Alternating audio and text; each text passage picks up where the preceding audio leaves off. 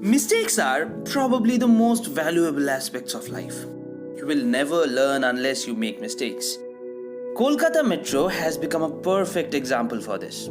City's most important metro line, the East-West Metro, is facing a ridership crisis. Thanks to the top officials of Indian Railways who made that blunder. The metro line that has a potential to serve 10 lakh passengers every day is starving and making losses. A decade ago, the line was planned to be opened in two phases, Sector 5 to Shialda and Shialda to Howrah Maidan. God knows what happened, the priority sections were brought down between Sector 5 to Phulbagan and then further reduced to Salt Lake Stadium. Shialda metro station was left untouched for years that showed no sign of progress.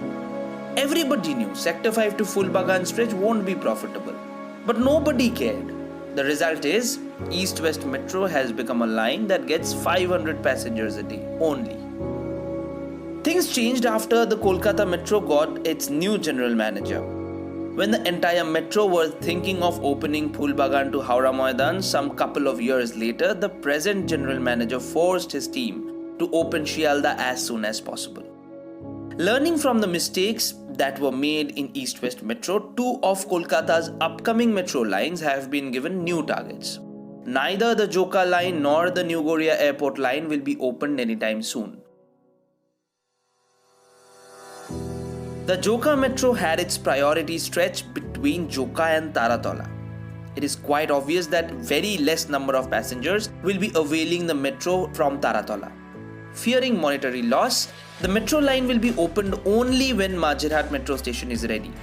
Majirhat will provide seamless interchange facilities between metro, Boj suburban line and circular railway. So even if you get to see metro trains being tested on the viaduct in Behala next year, there is no question of opening the line in next 2 years. Similarly, the New Goria Airport Metro will now be opened up to Salt Lake Sector 5 and not up to Ruby. Sector 5 will not only provide interchange facilities to East-West Metro, it will also cater the immense load of office goers. As per Metro, there is no point in operating metro services on impractical stretches where metro rail is not feasible. The 7.7 km stretch between Joka and Majirhat will facilitate movement of at least 30,000 passengers. On the other hand, the 14.5 km stretch between New Goria and Sector 5 will carry at least 50,000 passengers every day, where 12 train sets will be running at a frequency of 10 minutes to tackle the crowd. Although Sector 5 may seem ambitious, it is quite difficult to open. There are two problems that stand in the way. First one is Metropolitan Crossing, where girders cannot be launched due to unavoidable traffic diversions. Unless Metropolitan Crossing is given adequate infrastructure, it is difficult to carry construction works. Secondly, Nico Park Metro Station is lying untouched for the last 5 years.